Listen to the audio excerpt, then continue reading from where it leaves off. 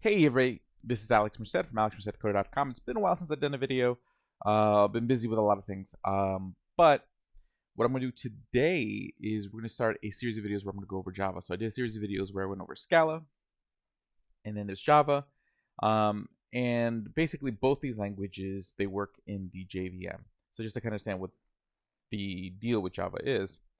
When Java came out, its big promise was write once, run anywhere. Because back in the day, you'd have to write code and then special code in a special way to write it for a Windows operating system, then a special code in a special way in special languages to compile to a Mac operating system.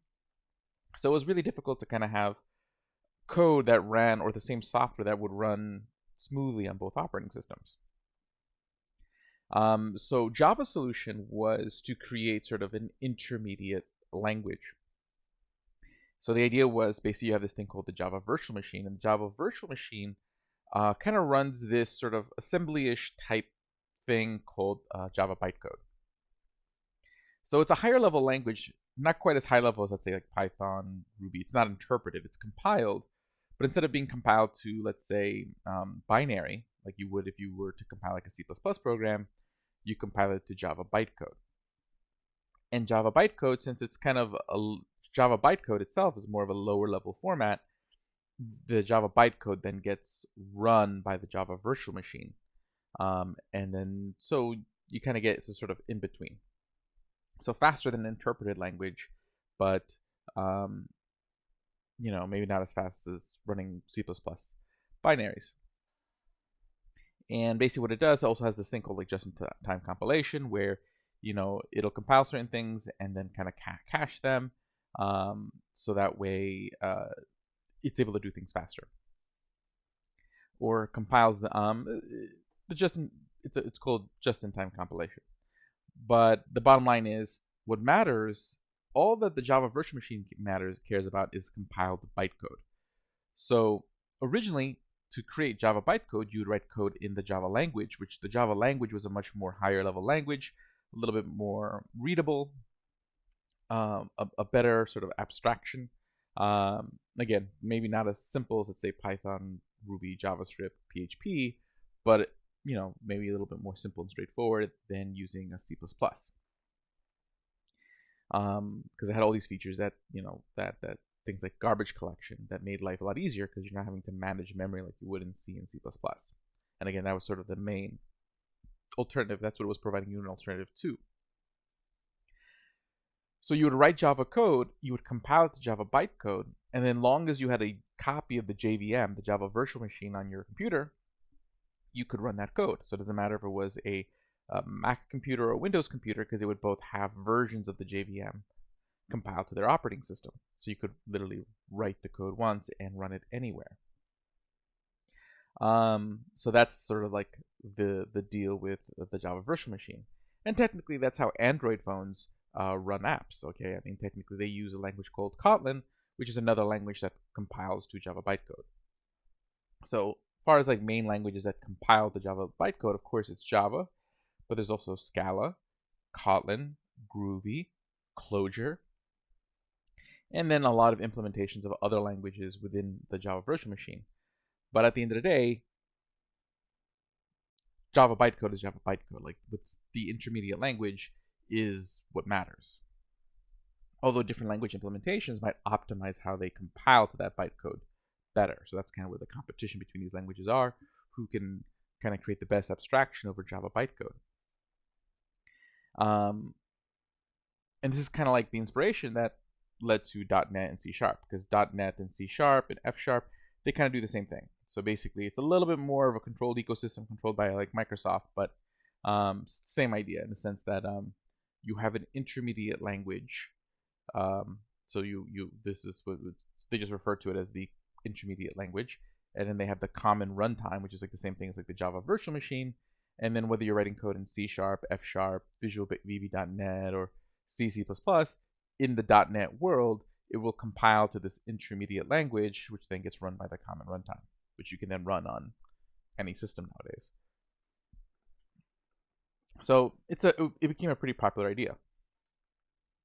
Just to take it like one step further, there is a new thing called JVM, which allows you to, it's basically building upon the JVM and allowing you to do the stuff you could do with Java, Scala, all the JVM languages, but do it faster because you can compile it to, what it does, it compiles it all the way down to binary. So it runs faster and it does some other things, allowing you to actually like much more easily like switch between languages, even throw in languages like Python, Ruby, and other languages mixed in with like your Java code. So that's what's the JVM. So just so that way you get the idea of like the whole ecosystem.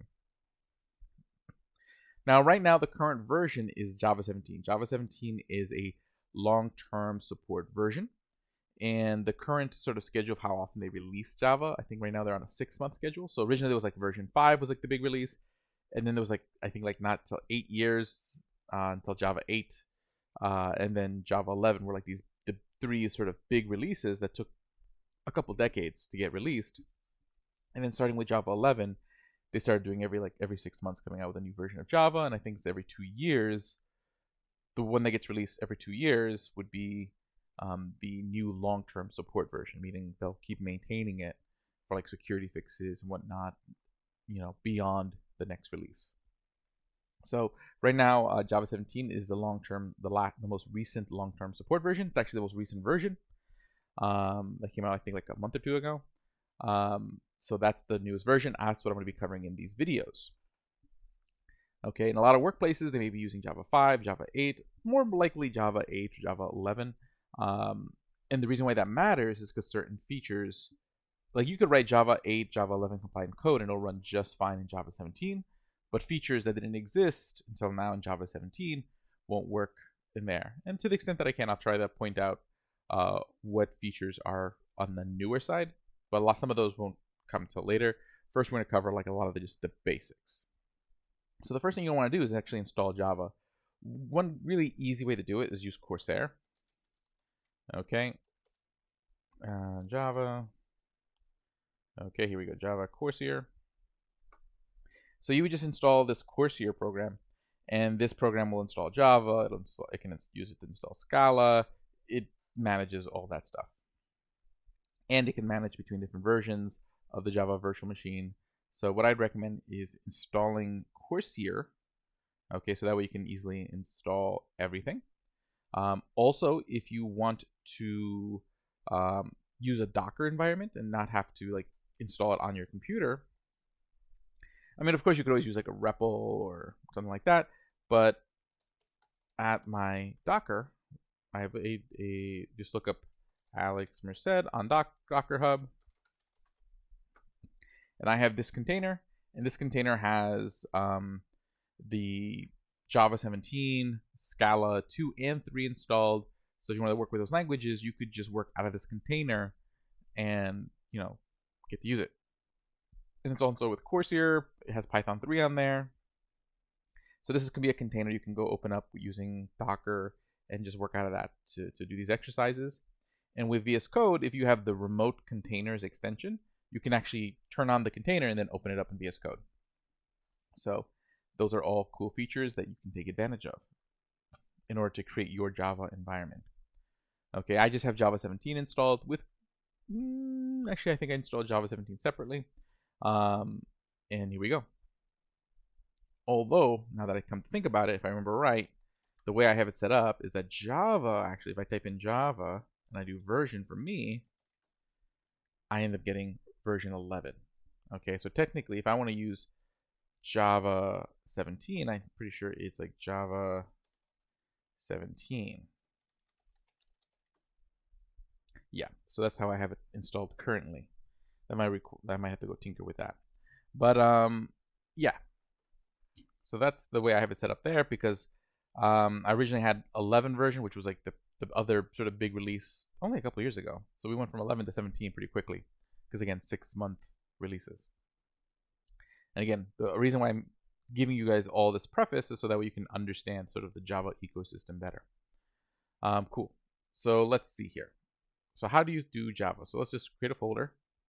We'll just call this lesson 1. Okay. And in this folder, I'm just going to create a main.java. And you see, like, it sets it all up for you. I didn't even have to like do anything. And then that's because I've downloaded all the Java extensions here in VS Code. So you can just look up Java, and you can find all the Java extensions for VS Code, and you can install them. But now in this case, I'm going to take out this package piece, okay, because the package name is supposed to match the folder name. So actually, what let me do is let me just change the name of the folder. Rename lesson 1. And let me rename this lesson 1. Although I'm probably going to end up taking that out, because usually you only really want to declare package if it's like a subfolder. Like there's the main package, but that's not necessarily necessary. And I think I might end up having to change the name to main anyways. Okay, so what happens is that Java, and you'll notice the same thing with like C# and a lot of other and then all the JVM languages, that they're very object oriented. So if you've never done any kind of programming before watching this video, then I highly recommend watching my intro to JavaScript set of videos. That's going to be a much videos where I'm going to spend a lot more time kind of going into the fundamentals of programming. And it's an easier starting place.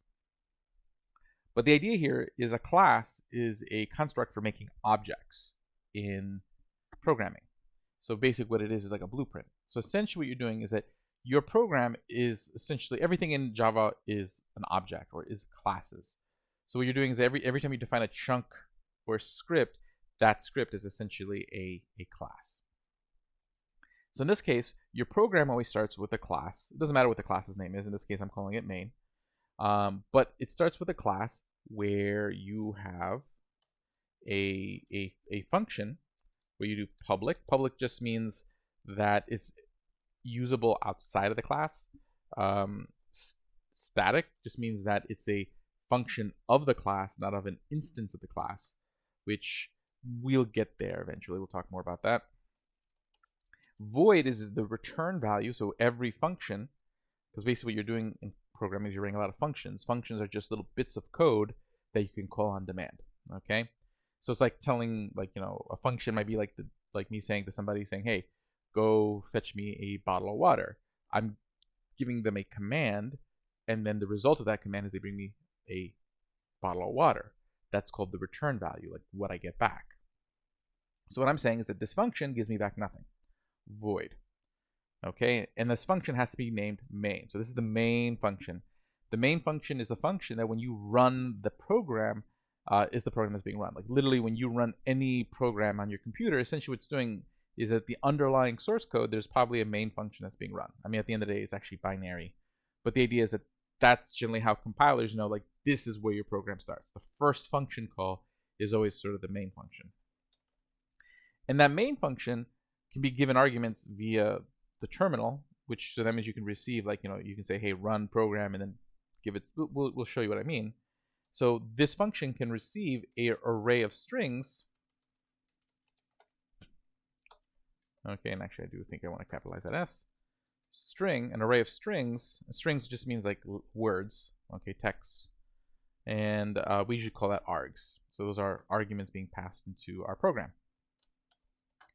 Okay, so this is technically the basic setup for a Java program. It's really just like every script, every file is a class, and in that class you have different functions. These are called methods because they're functions of a class.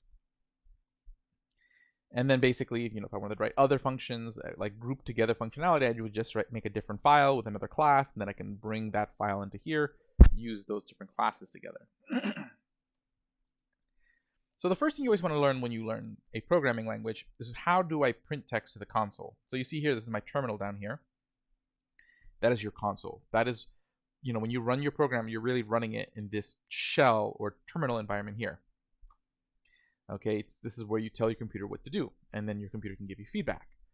So you're generally going to want to have your program log data onto that screen, so that way you can debug things, check what your variables are.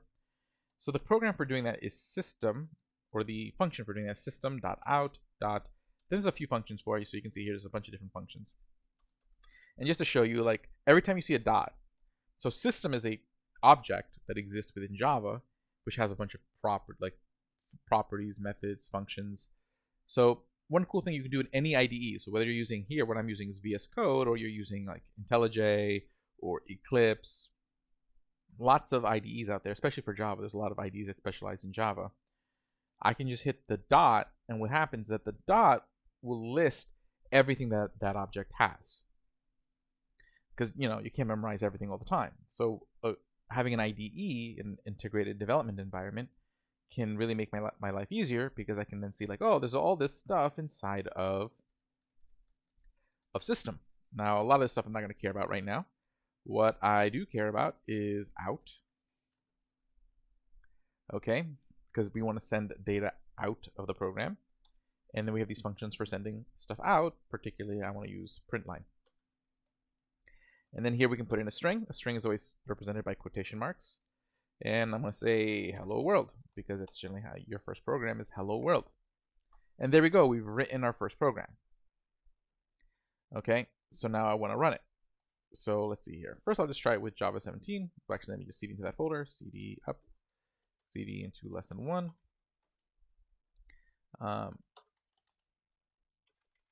Okay, so Java 17 main.java, and see, it ran the file. Now I'm not compiling it. I could compile it, and the difference between that is when I just do the Java command, like in this case it's Java 17 because I had to customize it. But if I had Java, if I just had Java 17 installed, it would be the Java command, and it wouldn't. What it would do is it would compile it. Well, the Java command runs it, so basically it kind of compiles it and runs it, but doesn't keep the compiled. But if I were to use Java C, the Java compiler, so watch what happens here. If I use Java C, okay, and I say Java C main.java, okay, so you see it compiles it down to Java bytecode, and we end up with this file that's called like main.class. So you notice like there's nothing here to see because it's a binary file comprised of Java bytecode that the Java virtual machine can read. But what I can do is now I can run that, and I can say Java main, and it's going to look for a class called main, so it sees that class file and should run that.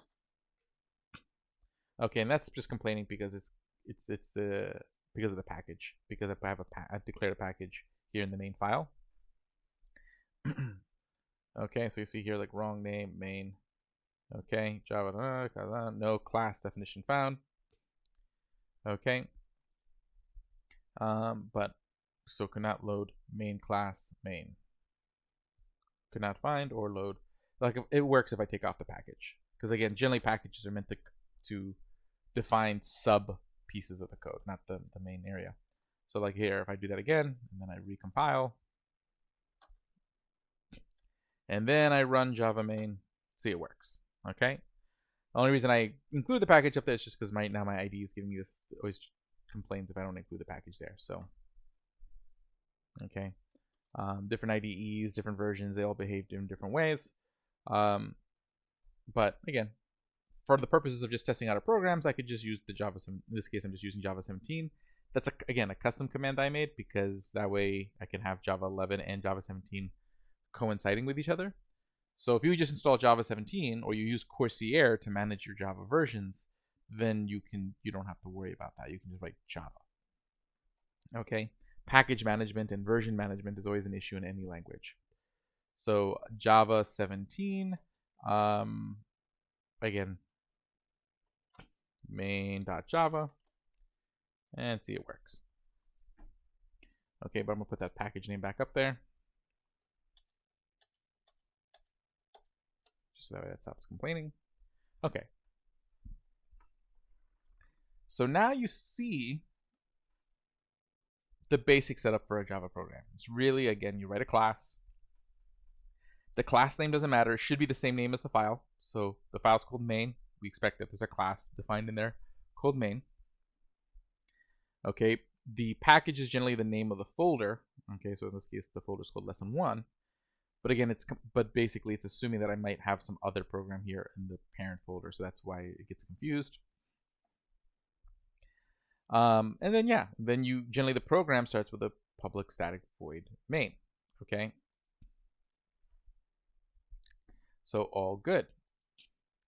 Now what I can then do is I can write other functions, okay, that do things. So I can write another function, be like public static And again, the return value might be something else. So I can say like an int, which means this function returns an integer. So we'll just call this like add nums. Okay. So here there's this function, and I can add two numbers. So we'll say every function should give something back. Again, like if I tell someone to give me a bottle of water, the return value, the thing that I get back at the end, is the bottle of water.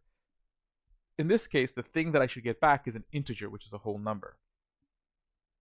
So I got to make sure that, see, right now it's complaining this method must return a result of type int. It's saying, hey, where's the number? Right now the function does nothing because I got nothing in these curly brackets. So I can use the keyword return, and right now we'll just return a number arbitrarily. Okay. And the other thing about Java is that it expects semicolon at the end of every statement. Okay, because this is a statement-based language. So what does a statement-based language means? Is that most lines of code in themselves don't inherently return a value. Okay, they do a thing. So functions return a value. So functions are an expression. So whenever I use a function, it may give me something back. So when I use this add nums function, and then I can save this in a variable, so I can be like var, num equals add nums. Okay, and then put the semicolon. Okay, and now it's complaining I didn't use a variable yet, which we will. So notice what I did here is I declared a variable using var. This is actually a newer feature, so I think this was introduced in, I want to say Java 11, maybe even later. But this allows you to do what's called dynamic typing. And I'll show you the difference between using var and not using var. Okay, but basically I'm saying, hey, there's a variable. I'm not quite sure on the onset what kind of data is in this variable. You can figure it out, Java. How do you figure it out? Well, Java will say, hey, in this variable, in this label, is going to equal a value. And that's what the equal sign is going to say, hey, this is the value that this variable is going to equal. And basically add nums, so basically when I use a function, I'm saying, hey, I want it to equal whatever this function returns. So I call the add nums function. I'm running this piece of code. So when I use add nums here, it's running this code, which literally all it does is return 5. So then this returns 5, and then 5 is going to become the value of num. And how do I know that for sure? Well, I can use my system.out.println. Okay, and I can just say like print num. So then I print line num, so that way I can test it out. And let's see. Okay, so if I do Java 17 main.java, see 5. Okay. Now that was a new feature. So how would I had to do it before var was added to Java? And you still can do this, and you still will have to do this on occasion, is instead of using var, so that way it can just figure out whether the variable is an integer or a string or some other data type, okay? Because generally it needs to know what type of data certain variables and things are. The reason being is that, again, once it gets compiled, in the code, in that underlying Java bytecode, it has to sit there and have directions as far as like how much physical memory it needs to save that data. So if it knows it's an integer, then it knows, okay, set aside this much memory. If it's a string, set aside this much memory. If it's whatnot. So if it doesn't know how to do that, then it's just going to be setting huge blocks. It would have to set aside huge blocks of memory for everything because it doesn't know what to expect, and it would run really, really slow. Okay, so compile languages really kind of need to know going into compilation what all these things are. What are they? So I know how much memory to allocate. But in this case, Java can figure it out because since I declared it with a var, it knows, hey, the type of this variable, like the amount of memory you need to allocate, should be whatever the type of the thing on the other side is. So since I initialized it, I gave it a value, it's going to assume that, okay, this function returns an integer, so num should be an integer variable. Now, if I wanted to be explicit about that, you would just write the type right before it. So I would declare the variable with the keyword of the type. So I would just say int num equals add nums. Okay, and then again, this will just work the same way. But cool. So that's all fine and good. So those are two ways I can declare variables. I can explicitly say the type of the variable, or I can use the var keyword. But I cannot use the var keyword if I don't declare the variable right away. So if I did this, I declared num, and then tried to say num equals add nums like this, so make it do it across 2 different lines, it's going to complain because it doesn't know what this variable should be. It has to allocate the memory first, but it has no way to know how much memory to allocate. So when I try to compile it, it's going to give me an error. I'll say cannot use var on a variable without an initializer. So in a situation like this, then I have to declare with a type. So I'd have to say int.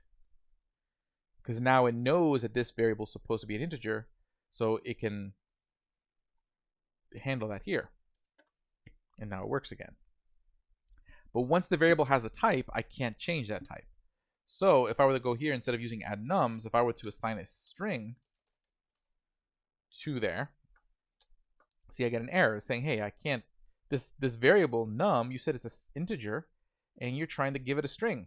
This is not cool. I don't know how much memory to, this is not going to work with the memory I've allocated. And I get an error. And that's what's referred to as like type safety. Like the idea is that because we type things, because we declare this thing is this data type, this thing is this data type, the compiler can kind of catch us from creating memory issues that would exist if like if you had a compiler that just didn't give you any warnings at all and just let you compile whatever you want, then what would happen is that you could constantly have issues, and the program will just break when the user's using it because, you know, there's memory leaks or mismatch of memory, not enough memory allocated, and things just like break, and the user's like, you know, poor user experience, and they get frustrated because they don't know how to fix it. They can't fix it. So the beauty of these, like, you know, programming, these abstractions and programming languages that have like features like typing and whatnot, it allows us to have sort of like guardrails in for making sure that the final output, the thing that we give the end user, is going to work. Because all the types have to match up and everything kind of has to match up and make sense. Okay, cool. So let me just make this back to add nums. Now again, returning the add nums doesn't really make sense. It just returns the number 5. You think it would add 2 numbers. So what I want to do is I want to say, hey, I want this function to actually like receive 2 numbers. So I can like kind of like I pass a string over to printline. I pass it what's called an argument. I'd like to be able to sit there and say 5, 5, and, you know, get back the result of 5 and 5. So see, but it's like it's complaining. It's like, wait a second, it's not built for this, because anything that this function receives has to be defined in the definition of the function. So if this is going to receive 2 integers in here in the function definition, I have to be like, okay, hey, this function is going to receive 1 integer called, we'll call the first one called x, and then the second integer will be called y. So now, see, it's happy because, and that's another beauty of the IDE. The IDE, if you have the right extensions, well, again, regardless of which one you're using, will give you those warnings. I don't have to wait till I compile to know that those errors are going to come up. It's telling me as I go. And that allows me to fix things earlier than not.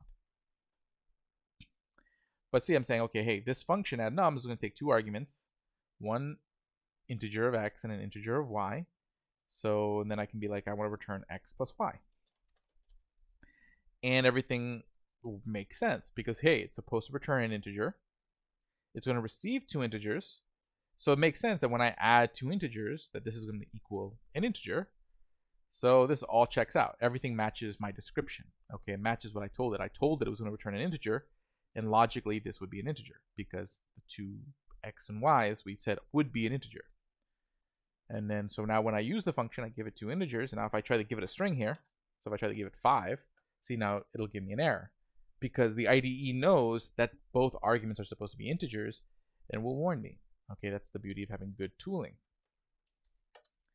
Okay, so there.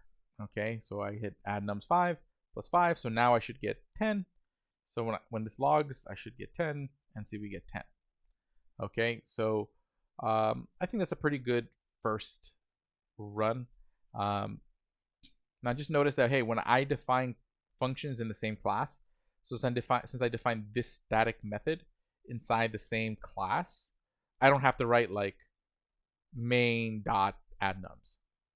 I could, it would still work. So I could do like main dot add nums because it's a static, since it's a static function, it's a function of the class. So I use a class name dot the function. But if I were using that function in another class, then I would have to write main.addNums. So if I'm referring to some other class's static methods, I have to use like main.addNums.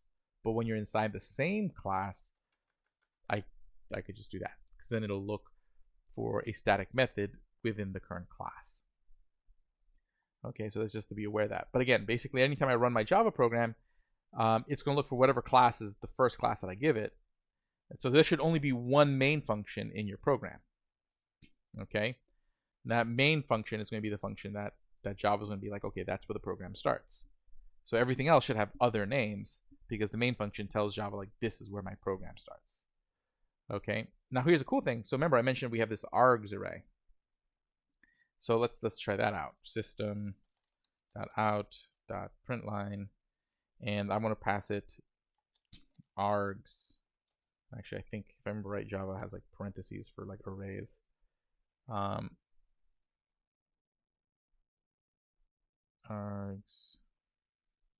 int. Well, we'll just log the array. Okay. Args. Okay, and again, see, args is this array of strings.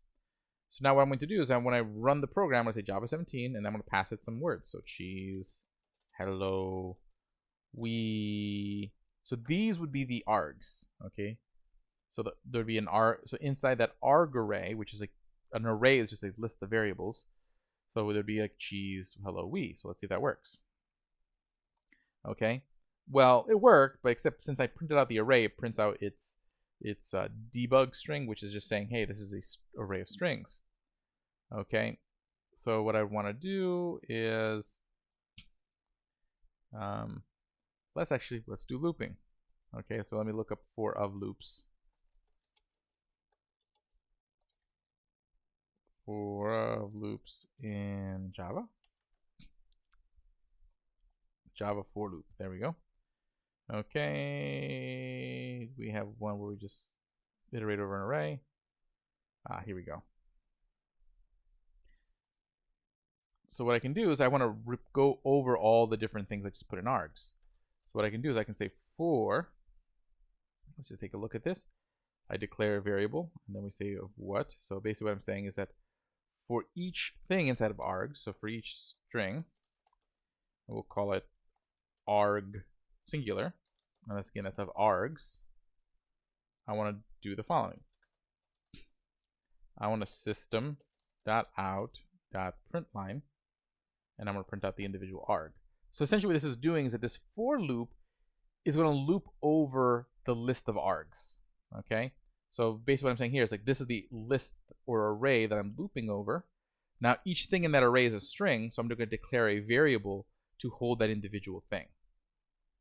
So then if I do this again, cheese, hello,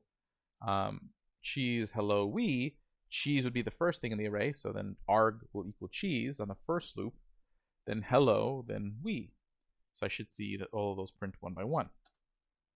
And you see cheese, hello, we. So it's receiving those arguments. So that's what this args array is for. It's literally the text that I pass when I run the command. When I run the program, anything I pass beyond what I needed to run the program will be passed in this args array. And that's pretty much the true for like all languages. They all are going to have some sort of version of that. But cool. Hopefully you guys found that interesting as a introduction to Java 17. Again, just to kind of highlight some of the things that belong inside newer versions of Java. Although I don't think we've done anything that's more strictly Java 17. So I think most of these, like I think if you're using Java 11 and up, you're still going to have access to these. Are things like var. Again, var allowed us to dynamically type a variable instead of having to declare the type up front. This for loop I think came out later on. Let me just see here. Let's see if I can look up what version that came out in. Okay, which version of Java? Var. Yep. Okay, so the var keyword came in Java 10. So if you use Java 8, that's not going to be available. For loop, which Java version? Well, that's the traditional for loop. Okay, so let's see if he tells me here. This is the for loop was introduced in Java 1.5 and the control flow statement. Oh, okay, so that's actually been around since Java 1.5, so that's been around. Okay, but it wasn't in the OG version of Java. And you're still a decent amount of places that'll be using like Java 1.5, shocking enough. But probably I think most is going to either be Java 5 or 8 and 11 are going to be what you see probably most prevalent out there. Okay, but kind of being aware that some of this stuff is going to change from version to version can matter. But I can't think of anything too major in Java 17 off the top of my head that's going to play a role anytime soon yet. So most of this code should be, so far, pretty usable across most Java environments you'll probably run into. Okay, so my name is Alex Merced from alexmercedcoder.com. Do hit the like button if you enjoyed the video, subscribe to the channel, and again, join the devnursery.com Slack and Discord, and I'll see y'all later.